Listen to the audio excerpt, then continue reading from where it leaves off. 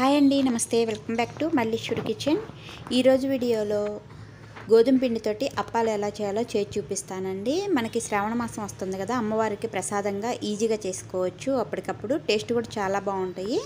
మరి ఇప్పుడు ఈ గోధుమ పిండితోటి అప్పాలు ఎలా చేయాలో చూద్దామండి. 1/4 గ్లాసు గోధుమ పిండిని తీసుకోవాలి. 1/4 గ్లాసు వరకు బియ్య పిండిని తీసుకోవాలి. 3 వంతులు గోధుమ పిండికి 1 వంతు బియ్య పిండిని తీసుకోవాలండి. మొత్తంగా 1 గ్లాసు అయింది కదా. ఈ రెండింటిని కలిపి ఒక గిన్నెలోకి తీసుకొని పక్కన పెట్టుకోవాలి. ఇప్పుడు గ్యాస్ ఆన్ చేసుకొని ఒక ప్యాన్ పెట్టుకోవాలి.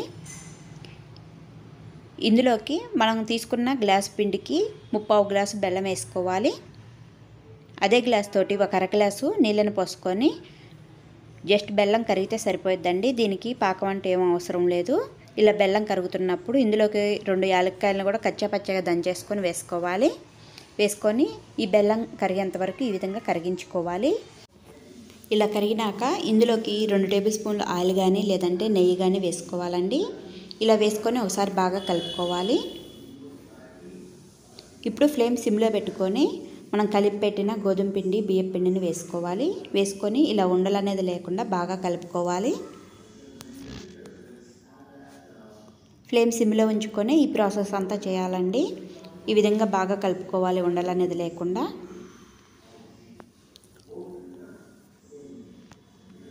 చూడండి, ఈ విధంగా కలిపినాక మూత పెట్టేసి గ్యాస్ ఆఫ్ చేసుకొని చల్లారనిద్దాం. ఇలా కొంచెం చల్లారినాక ఇప్పుడు చేతికి నెయ్యి రాసుకొని ఈ పిండినంతా ఒకసారి బాగా కలుపుకోవాలి.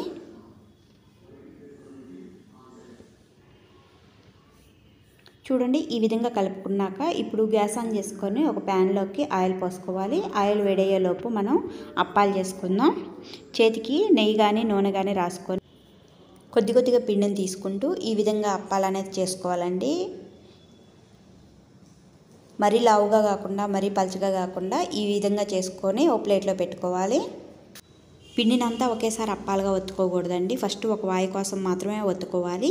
ఇలా ఒత్తుకున్నాక మిగిలిన పిండి ఆరిపోకుండా మూత పెట్టేసుకొని ఇప్పుడు ఆయిల్ బాగా వేడైనాక ఈ విధంగా రెడీ చేసి పెట్టుకున్న అప్పాలు వేసుకోవాలి. వేసుకొని మంటని మీడియంలో పెట్టుకొని ఫ్రై చేసుకోవాలి. హైలో పెట్టినట్టయితే పిండి అనేది లోన ఇంకా పచ్చిగానే ఉండిద్ది, పైన కలర్ మారిద్దండి. కాబట్టి మీడియంలో పెట్టుకొని ఇలా మంచి కలర్ వచ్చే వరకు 2 వైపులా తిప్పుకుంటూ ఫ్రై చేసుకోవాలి.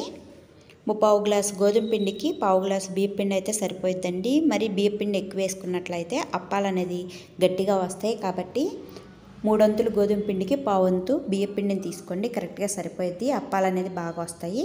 చూడండి, ఇలా మంచి కలర్ వచ్చినాక ఒక గరిటెలోకి తీసేసుకోవాలి. ఆయిల్ అనేది లేకుండా ఈ విధంగా పైన ఒక గరిటెతోటి ఈ విధంగా ఒత్తేసుకోవాలి. అప్పాల్లోకి కొద్దిగా ఆయిల్ అనేది ఎక్కువ ఉండిద్దండి. ఈ విధంగా ఒత్తినట్లయితే ఆయిల్ అనేది లేకుండా అప్పాలు బాగా వస్తాయి. ఈవినింగ్ టైంలో మనకి ఏదన్నా తినాలనిపించినప్పుడు అప్పటికప్పుడు ఈజీగా చేసుకోవచ్చు ఈ గోధుమ పిండి అప్పాలు.